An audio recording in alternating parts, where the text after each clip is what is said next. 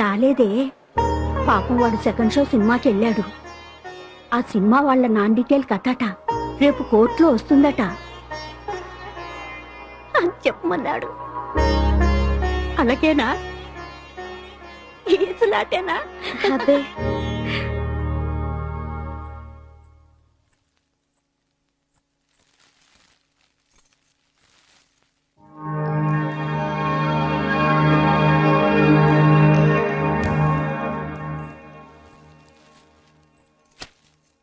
అమ్మాయి ఇలారా.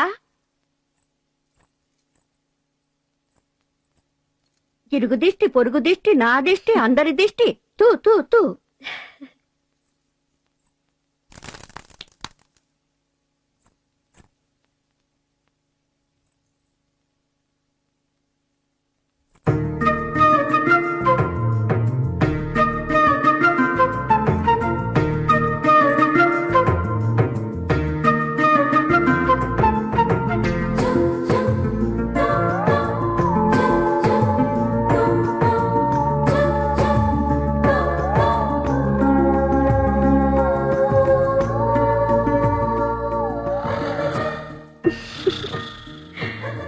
కేసు రేపటికి వాయిదా వేశారా? రేపు ఆదివారం కోర్టుకు సెలవట.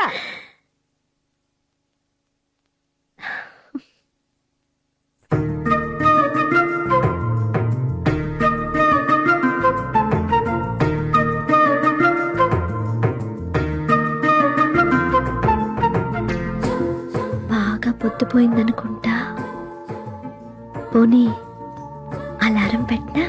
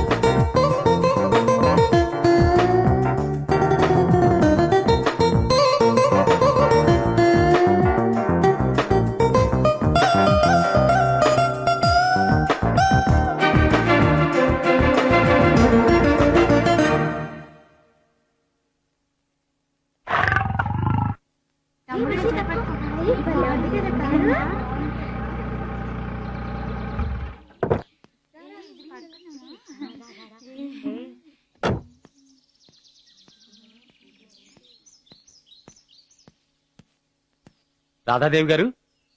ఎస్. అమ్మా, హాని చేసిన వాడికి ప్రాణదానం చేసిన తల్లి నమస్కారం. మీ మేలు జన్మజన్మలకి మర్చిపోలేను. మీ రుణం ఎప్పటికీ తీర్చుకోలేను. కోర్టులోనే మీ కాళ్లకు మొక్కాలనుకున్నాను, భయమేసింది. అరే తప్పు, లేవండి ప్లీజ్, లేవండి. ఒక మనిషిగా నా ధర్మం నేను చేశాను. మీరంతగా పొగడాల్సిందేమీ లేదు. నిన్న టీవీలో అబ్బాయి రోయ్ గడ్డం గీసుకున్నాడు. నమస్కారం అమ్మా. నేను వాళ్ళ బామ్మని, వీడు నా మనవడు గోపాలం. అయినా అదేం పనిరా అబ్బాయి? బామ్మగారు ప్లీజ్. మిమ్మల్ని మించిన వారు మీ భర్త. ఆయనే పెద్ద మనసుతో మిమ్మల్ని సాక్ష్యానికి పంపారు కాబట్టి నేను బతికాను. No no no no no, భలేవరే. It's all right, it's all right. వస్తానమ్మా. వస్తాను మామగారు. రా.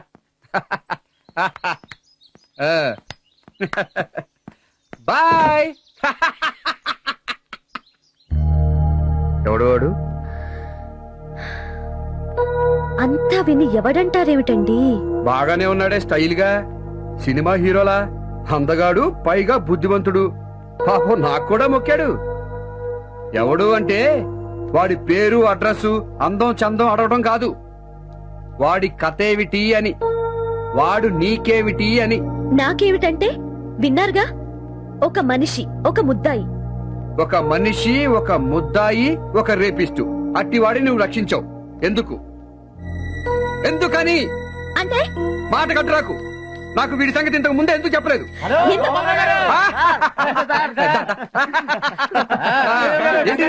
ఇవాళ కపుల్స్ డే. అంటే మదర్స్ డే, ఫాదర్స్ డే లాగా ఈ రోజు భార్యాభర్తల దినోత్సవం అన్నమాట. ఇవాళ గార్డెన్లో దంపతుల పేరేంటో. Radha, yes my husband. ఈ కేసు వదిలే. హా హా హా, జోక్ బాగుంది. రాధా, ఇలా రా. ఈ కేసు వదిలేయ్. వదలను. ఆఖరిసారి చెప్తున్నాను, వదిలేయ్. నేను ఆఖరిసారి చెప్తున్నాను, వదలను. నేను నీ భర్తని. నేను రాధని, మనిషిని, లాయర్ని. Mister APP, you may proceed. ముందు డిఫెన్స్ వారి వాదాలు వినేస్తే ఇవాళ ఆవిడ మన ఆనర్డ్ గెస్ట్ కదా.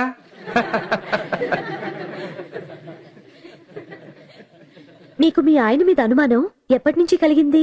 నన్ను చీటికి మాటికి కొట్టడం మానేశారండి. అప్పట్నుంచి ఆడదున్నపోతా, పిప్పళ్ళ బస్తా అని తిట్టడం మానేశారండి. అగో అప్పట్నుంచి. ఆ పైన రోజు మల్లెపూలు, పకోడీలు తెచ్చిచ్చారండి. అప్పట్నుంచండి సావిట్లో బొగ్గుతో ఇల్లు బొమ్మ గీసి నీకోసం ఇల్లు కడుతున్నాను, డబ్బు కావాలి కదా అని తాకట్టు కోసం ఒక్కొక్కటి నగలు తీసుకున్నారండి. అప్పట్నుంచండి. ఆనాడు, ఆ దుర్ఘటన జరిగిన నాడు ఏం జరిగిందో వివరంగా చెప్పండి. టాక్సుల జమాబందీ ఉంది, ఇల్లు గోడౌను సోదాలు చేస్తారు, నువ్వు పిల్లలు కొన్నాళ్లు పుట్టింటికెళ్ళు అని రైలెక్కించాడండి. టాక్సోళ్ళొస్తే నాకేం ఇబ్బంది అన్నా వినిపించుకోలే. రైలు కదిలేయాలా, కొత్తింటి కోసం కొరియా సిమెంట్ బస్తాలొస్తాయని చెప్పి నా కాసుల పేరు తీసుకున్నాడండి. మీరిచ్చారా, ఆయన తీసుకున్నారా? ఏదైతేనే తేడా ఉందిగా. పావుగడి ముద్దులా. చెప్పండి, మీరిచ్చారా, ఆయన తీసుకున్నారా? ఇప్పించుకున్నారండి. ఐ మీన్ ఇర్రెలవెంట్, అసందర్భపు వివరాలు. మిస్టర్ ఏపీపీ, సందర్భ శుద్ధిని కోర్టు వారు నిర్ణయిస్తారు. తర్వాత కాసుల పేరు ఇలా చేతలు పడింది అంతే. రైలు కదలనే లేదు. అంతలోనే ఎల్లుతానంటూ లగెత్తుకెళ్ళిపోయాడండి. అప్పుడు అర్థమైంది, అనుమానం వేసింది. ఏమని? పుట్టిల్లు కాదు, నా బొంద కాదు, 10 నాళ్లు నా పీడ వదిలించుకుని దాంతో కులకడానికి ఎత్తు అనిపించింది. అంతే, నేను రైలు దిగేశాను. దిగిపోవటం ఆయన చూశాడా? అక్కడుంటే కదా ఆ ఆగమేఘాల మీద ఎగిరెళ్ళిపోయాడు దానికాడికి. అక్కడికేనని మీకెలా తెలుసు? ఆడికెళ్ళి కళ్ళారా విన్నాను, చూశాను కాబట్టి. ఏం విన్నారు, ఏం చూశారు?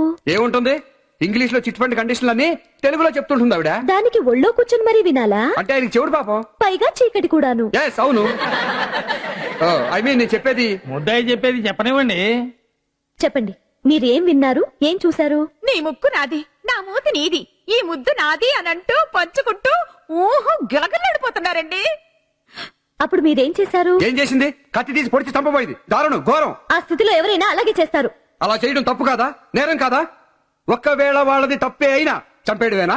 నువ్వేమన్నా కోర్టువా, పోలీసువా, మిలిటరీవా? యువర్ ఆనర్, ఒక్క క్షణం నేను చెప్పేది మనసు పెట్టి వినండి. ప్రాసిక్యూటర్ గారు ఒకవేళ తప్పే అయినా అని తేలిగ్గా అంటున్నారు. ఒక్క క్షణం మధురవాణి గారిని పురుషుడిగా ఊహించండి.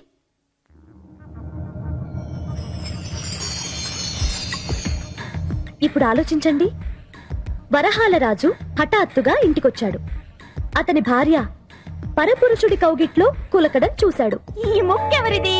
నాది. ఈ మూతెవరిది?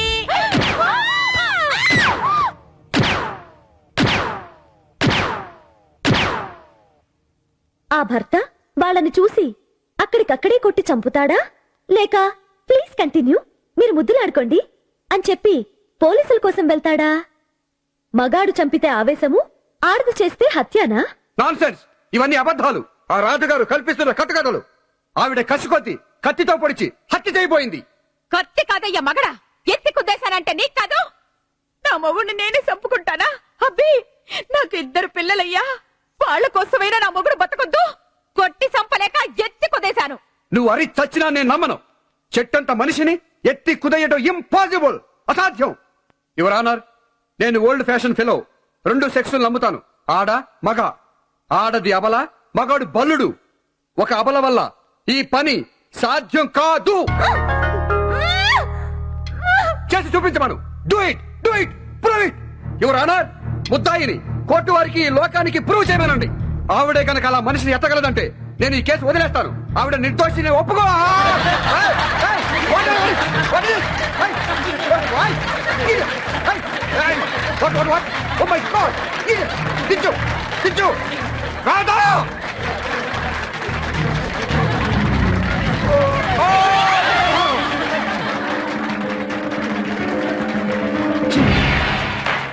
Silence, silence.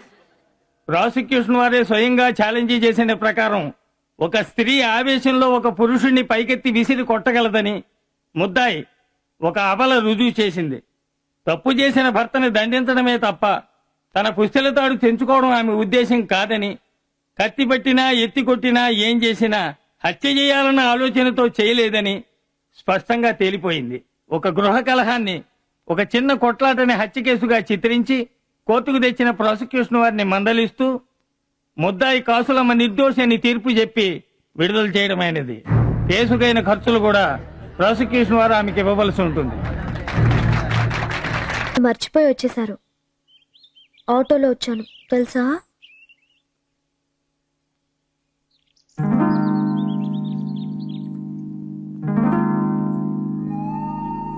సారీ.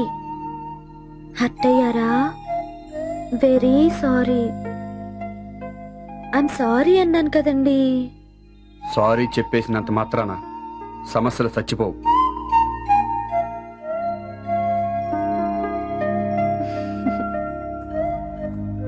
కోపమే కాదు, మరి దాన్ని మించింది. చిరాకు, వెగటు, అసహ్యం. వెగట?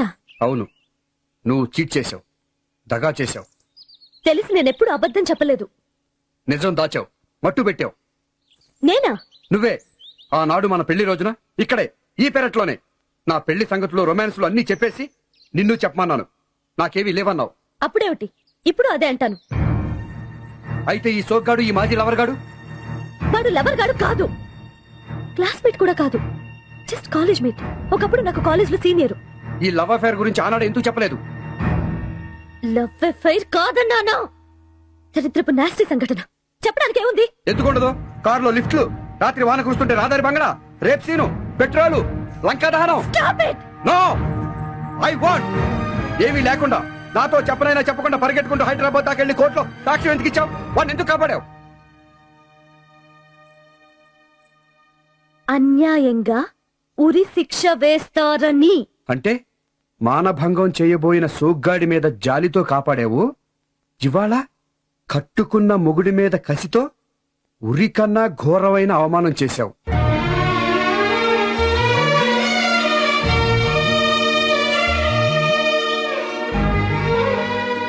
నేను కావాలని ఆలోచించి ఏదీ చేయలేదు. మీరు మొండిగా వాదిస్తుంటే ఆ వాదాల వేడిలో ఆ క్షణంలో అలా తోచింది అంతే. ఆలోచనే కాదు, ఆర్గ్యుమెంట్ కూడా చేసి మరీ కోర్టుకెక్కావు. ఏమిటండి మీరనేది? లాయర్ గా ఒకరి తరఫున వకాలత్ పుచ్చుకున్న తర్వాత అవతల లాయర్ తో ఆర్గ్యుమెంట్లు ఉండవా? అవతల వాడు కట్టుకున్న మొగుడైతే? అదిగో మళ్ళీ కోర్టులో మొగుడు పెళ్ళామేమిటండి? కోర్ట ఇల్లాని కాదు, మొగుడు పెళ్ళాలైనా తల్లి బిడ్డలైనా ఒకరి పట్ల ఒకరికి గౌరవం ఉండాలి. ప్రేమకు పునాది గౌరవం. నీకది లేదు. దీపం జ్యోతి పరబ్రహ్మం దీపం జ్యోతి పరాయ. కేవలం కేసు గెలవడం కోసం మొగుడినైనా చూడకుండా నీ శాండో క్లయింట్ చేత నన్ను దిష్టి బొమ్మల పైకెత్తించి కోటంతా తిప్పిస్తావా? కట్టుకున్న పెళ్ళం చేయాల్సిన పనేనా ఇది? లేకపోతే అమాయకురాలేని నా క్లయింట్ ని మీరు నమ్మటం లేదే. నీకు క్లయింట్ ముఖ్యమా, మొగుడు ముఖ్యమా?